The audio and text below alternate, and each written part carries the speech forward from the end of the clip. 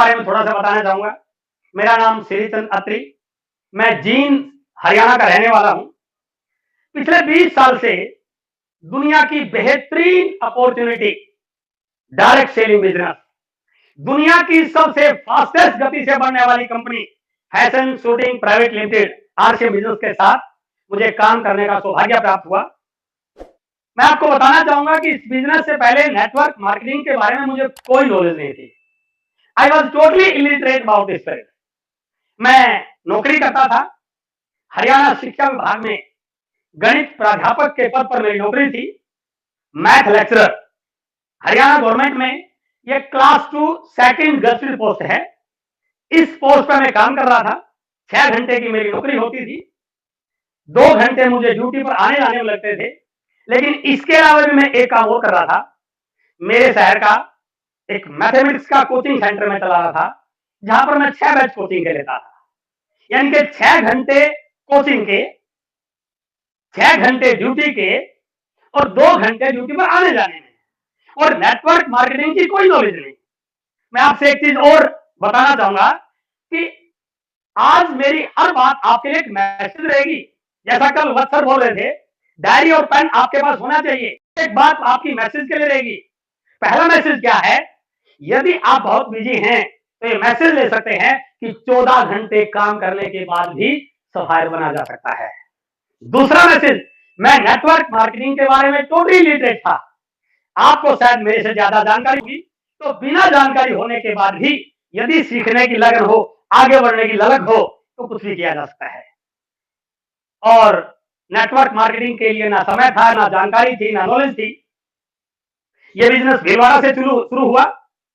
भीलवाड़ा से चलते चलते जयपुर आया, जयपुर से चल के हरियाणा में रोहतक में आया, और रोहतक से चलते हुए जींद में आ गया, और जींद में आके मेरे पड़ोस में आ गया।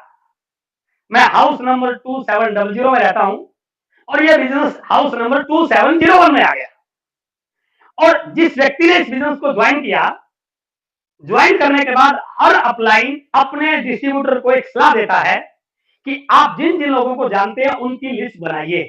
मैं फिर रिपीट कर रहा हूं, जुड़ने वाला व्यक्ति हर अपने नए डिस्ट्रीब्यूटर को इस बात की राय देता है कि आप जिन जिन लोगों को जानते हैं उनकी लिस्ट बनाइए।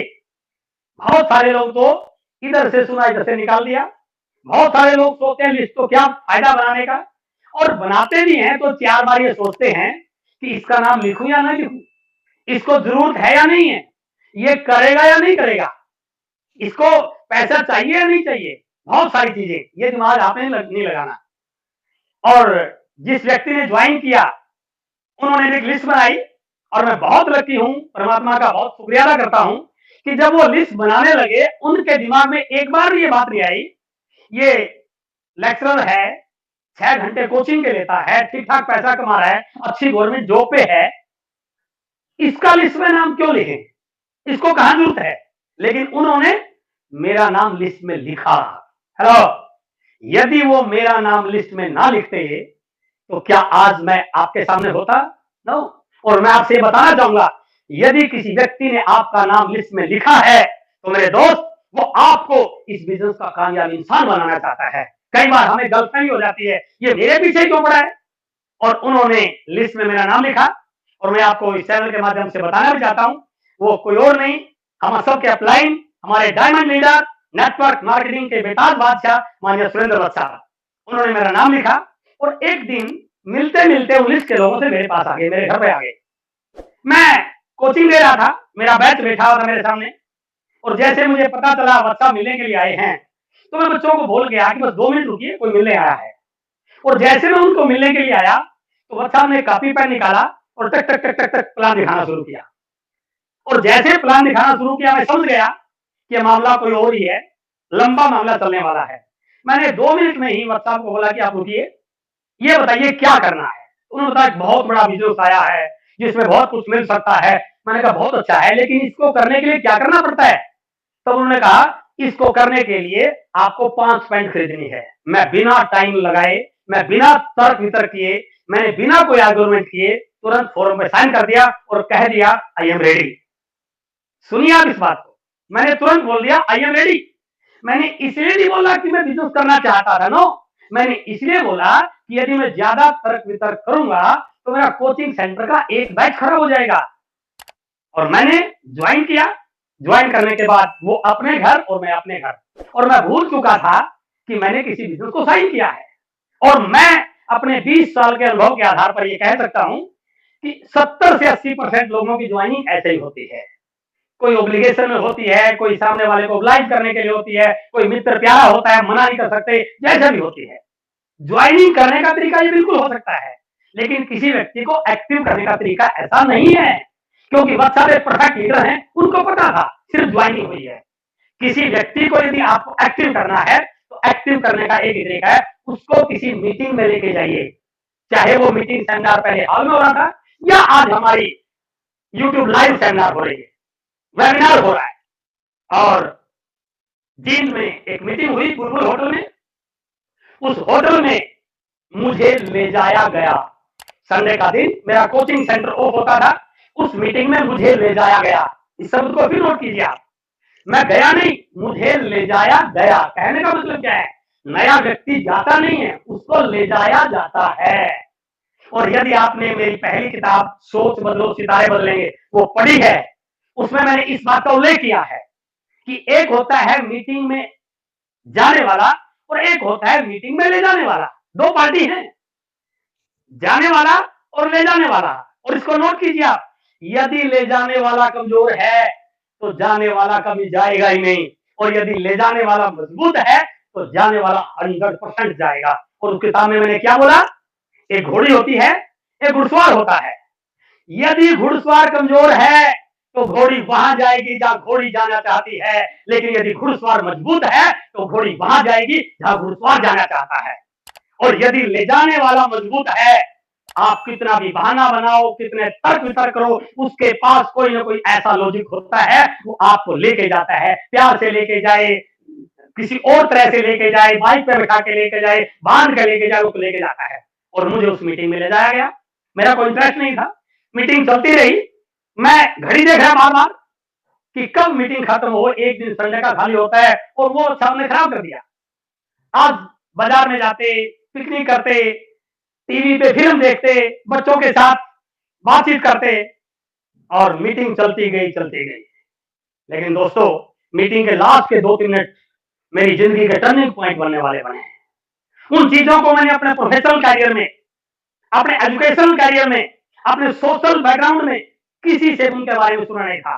मीटिंग के लास्ट के कुछ मिनट में एक वाक्य मुझे दिखाया गया, एक बात मुझे बताई गई। आप जो भी काम कर रहे हैं, उस काम से आपके घर पे जो इनकम आ रही है वो 2 प्रकार की है। पहली बार सुना था इनकम का भी कोई प्रकार होता है। वो 2 प्रकार की इनकम है। One is active income and the second is passive income. मैं एकदम हैरान कि ये कौन सी इनकम आ गई। उन्होंने बताया एक्टिव इनकम वो इनकम होती है जब तक आप काम करें, काम करते रहें, जब तक आप हाथ पैर चल रहे हैं, आप जिंदा हैं, इस धरती पर हैं, काम करते करते जब तक करते रहोगे तो पैसा आएगा। काम करना बंद तो पैसा आना बंद। और मैंने तो ये देखा था, मैंने मेरे पिताजी को 70 साल की उम्र तक काम करते देखा। जिस दिन काम छोड़ दिया पैसा बंद, मुझे पता था। लेकिन फिर उन्होंने बताया इस दुनिया में कुछ ऐसे लोग भी हैं, काम वो भी करते हैं, मेहनत वो भी करते हैं, संघर्ष वो भी करते हैं, लेकिन काम के साथ साथ एक ऐसा सिस्टम बना जाते हैं, वो काम करें या ना करें, इस दुनिया में रहे या ना रहे, उनके जिंदगी में उनके साथ भी, काम करने के साथ भी, वो जिंदगी के बाद भी उनके घर पर इनकम आती है, और उस इनकम को पैसिव इनकम कहा जाता है। थोड़ा सा झटका तो लगा, लेकिन समझ नहीं पाया क्योंकि पहली बार सुना था। फिर एक एग्जाम्पल दिया गया मुझे, जो मैं आज आपको देना चाहूंगा, और बहुत सारी मीटिंग में देता हूँ। एक डॉक्टर का एग्जाम्पल दिखाया गया। एक बहुत बड़े डॉक्टर, हार्ट के पेशेंट को ठीक करने वाले डॉक्टर, बहुत काबिल डॉक्टर, बड़ी सी डिग्री, उनके बारे में यह प्रचार था यदि कोई व्यक्ति ठीक ठाक सांस चलते उसके क्लिनिक पे आ जाए, उनको मरने देते, इतने काबिल डॉक्टर। एक दिन किसी हार्ट के पेशेंट का हार्ट का ऑपरेशन करने के बाद घर जाने की तैयारी में, उनका ड्राइवर उनकी गाड़ी उनका इंतजार कर रहा, और जैसे ही डॉक्टर साहब टक टक टक टक बाहर निकले, ड्राइवर ने भाग के खिड़की खोली, दरवाजा खोला, और डॉक्टर साहब अंदर बैठे। और जैसे डॉक्टर साहब अंदर बैठे, ड्राइवर ने दरवाजा जोर से बंद कर दिया। और जैसे ही दरवाजा बंद हुआ, डॉक्टर साहब जोर से चिल्लाए, अरे यार मर गया। ड्राइवर घबरा गया, क्या हो गया? उसने तुरंत खिड़की खोली और क्या देखता है, डॉक्टर साहब के हाथ से खून निकल रहा है। उसने तुरंत डॉक्टर साहब को नीचे उतारा, वापिस क्लिनिक के अंदर लेके गया। भागे भागे कई डॉक्टर आए, 5-7 मिनट मुआयना किया, देखा, और देखने के बाद ये बताया गया दाएं हाथ की उंगली बिल्कुल डैमेज हो गई है, कार की खिड़की बहुत तेज से बंद हो गई है, उसने इस उंगली को इतना डैमेज कर दिया है, अब केवल एक ही तरीका है, इस उंगली को काटना पड़ेगा, केवल एक ही उपचार है। और 10-20 मिनट आधा घंटे के ऑपरेशन के बाद उस उंगली को काट दिया जाता है। आप समझिए, एक छोटी सी लापरवाही, एक छोटी सी दुर्घटना, अब क्या वो डॉक्टर साहब बिना उंगली के ऑपरेशन कर पाएंगे? नो। डॉक्टर वही, डिग्री वही, काबिलियत वही, हुनर वही, लेकिन एक छोटी सी घटना ने उस डॉक्टर को जीरो पे लाके खड़ा कर दिया। और उस दिन ये आरसीएम का बिजनेस मुझे समझ में आ गया। उस दिन उस मीटिंग में बताया गया, आप जो मर्जी कर रहे हैं, डॉक्टर हैं, इंजीनियर हैं, चार्टर्ड हैं, एडवोकेट हैं, बिजनेसमैन हैं, जो भी कर रहे हैं, यदि आप उस काम के साथ साथ इस बिजनेस को बिल्ड कर लेते हैं, इसको बड़ा कर लेते हैं, इसको बढ़ा लेते हैं, तो मैं गारंटी के साथ कह सकता हूं, ये बिजनेस आपकी जिंदगी के साथ भी और आपकी आने वाली 7 पीढ़ियों तक एक पैसिव इनकम का जरिया बन सकता है। ये बात यहां से अंदर चली गई और मैंने अपने आप से प्रश्न किया, मैं जो भी काम कर रहा हूं, पैसा तो कमा रहा हूं, लेक्चरर हूं, कोचिंग सेंटर है, लेकिन इनकम तो तब तक आएगी भाई साहब जब तक कलम चल रही है, जब तक पढ़ा रहा हूं, जब तक बॉडी साथ दे रही है। लेकिन यदि मैं इस बिजनेस को बिल्ड कर लूं तो ये कई पीढ़ियों की इनकम का जरिया बन सकता है। और उसी मीटिंग में बैठे बैठे फैसला कर लिया कि आज के बाद कोचिंग सेंटर बंद, और करेंगे तो आज से बिजनेस करेंगे। I was very excited. Meeting खत्म हुई, मैं घर आया, बड़े एक्साइटमेंट में घर आया, और जब आप एक्साइटेड होते हैं तो अपनी बात को बिल्कुल शेयर करते हैं। और मैं घर आया तो घर आते ही बेल बजाई, बच्चे छोटे थे उस समय, 20 साल पहले की बात है। मैडम ने दरवाजा खोला और जैसे दरवाजा खोला आई वॉज वेरी एक्साइटेड, और मैंने कहा आज तो मजा आ गया, बस साहब ने क्या जोर का बिजनेस बताया है।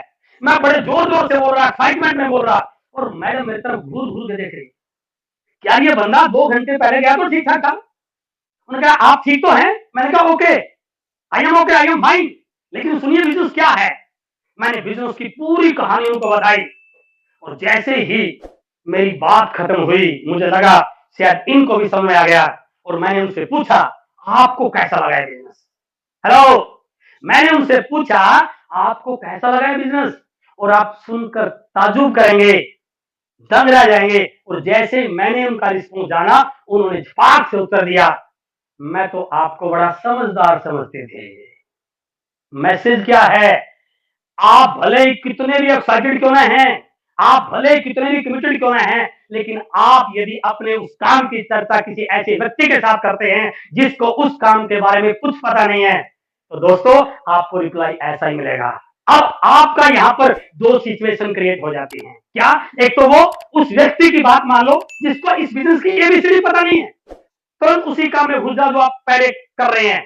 और या एक उस व्यक्ति की बात मान लो जो वहां पर चिल्ला चिल्ला कर बोल रहा था, जिसके पास एक एग्जाम्पल था कि यदि आप इस बिजनेस को बिल्ड करते हैं, 2, 4, 5 साल 10 साल लगा देते हैं, ये आपकी कई पुस्तकों की इनकम का जरिया बन सकता है। मेरे सामने भी असमंजस था, लेकिन मैंने तुरंत फैसला किया कि मैं इस बिजनेस को करूंगा। कन्विंस किया उनको, घर में सबको कन्विंस किया, बड़ी मुश्किल से कन्विंस किया, और मैंने बिजनेस को स्टार्ट कर दिया। कोचिंग सेंटर को बंद करके करता रहा, लोगों से मिला। जैसे ये बात घर से बाहर गई, मेरे परिवार वालों को, रिश्तेदारों को, मेरे कुलीग्स को पता चला यार इस बंदे ने कोचिंग सेंटर को बंद कर दिया और ये कपड़ा बेचता घूम रहा है। उस समय हमारी किट में केवल कपड़ा होता था। मेरे पे बड़े हंसे, मुझे सलाह दी, क्योंकि आपके शुभचिंतक आपके सलाह देते हैं, वो आपका कभी भी बुरा देखना नहीं चाहते, भले हो जाए। और उन्होंने मुझे कहा सर ये जो काम आपने शुरू किया है इसका पता है चलेगा नहीं चलेगा, इसके बारे में कुछ जानकारी है? मैंने कहा नहीं। आप ऐसा काम क्यों कर रहे हो, इतना बड़ा कोचिंग सेंटर बंद करके आप इस काम को कर रहे हो? और मेरे कई दोस्तों ने मुझे लाइन बोली, समझदार लोग बड़ा सोच समझ कर निर्णय लेते हैं। ये लाइन आपने भी खूब सुनी होगी, स्कूलों में लिखी होती होगी, कॉलेजों में लिखी होती होगी, रेलवे स्टेशन पर लिखी होती होगी। और जैसे उन्होंने मेरे को कहा कि आपका निर्णय इतना बड़ा कोचिंग सेंटर बंद करके कपड़ा बेचकर घूम रहे हैं, ये निर्णय सही नहीं है। समझदार लोग बड़ा सोच समझ कर निर्णय लेते हैं। और जैसे ये लाइन मुझे सुनी, मैंने तुरंत रिप्लाई दिया और वो आपके लिए भी एक मैसेज देना चाह रहा हूं। मेरा जवाब था कि मैं आपकी बात से सहमत हूं। समझदार लोग बड़ा सोच समझ कर निर्णय लेते हैं, लेकिन मेरे दोस्त, कामयाबी की दुनिया में सफल लोग उनको कहा जाता है जो अपने लिए गए निर्णय को सही साबित करने की हिम्मत रखते हैं। और यदि आज आप कुछ मैसेज लेना चाहते हैं इस लाइव प्रोग्राम से, जिस दिन आप अपने लिए गए निर्णय को सही साबित कर दोगे, उस दिन पूरी दुनिया आपके साथ लगने को तैयार हो जाएगी। और मैंने काम किया, 6 महीने रॉयल्टी इनकम आई, टेक्निकल आया, और 2001 में मैंने बिजनेस को शुरू किया। 2007 में 6 साल आते आते मैंने 2007 में गवर्नमेंट जॉब को क्विट कर दिया। मेरी रिटायरमेंट 2023 में होने वाली थी, अभी 3 साल और पड़े हैं। और मैंने कैलकुलेट, क्योंकि मैं गणित का व्यक्ति हूं भाई साहब, जितना पैसा मुझे 2023 तक मिलने वाला था उतना तो 6 साल में आज से मुझे दे दिया। मैसेज क्या है? यदि आप कमिटेड हैं, आप सही तरीके से काम कर रहे हैं, आपके अंदर जुनून है, तो आप इस बिजनेस को बहुत बड़े लेवल पर ले जा सकते हैं।